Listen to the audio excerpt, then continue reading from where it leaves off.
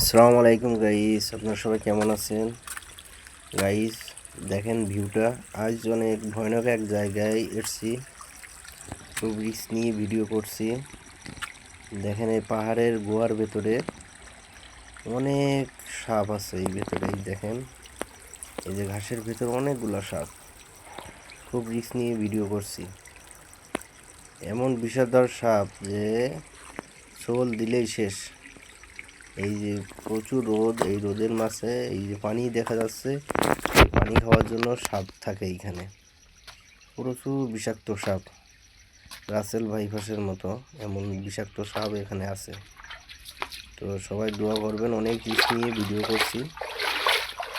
সবাই দোয়া করবেন, পাশে থাকবেন। দেখেন খুবই ভয়ানক জায়গা,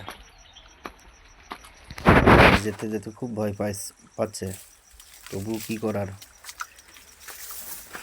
ভিডিও করতেই হবে। দেখেন এই জঙ্গলের ভিতরে পাহাড়ের, একবারে পাহাড়ের কালারের মতো সাপের কালার।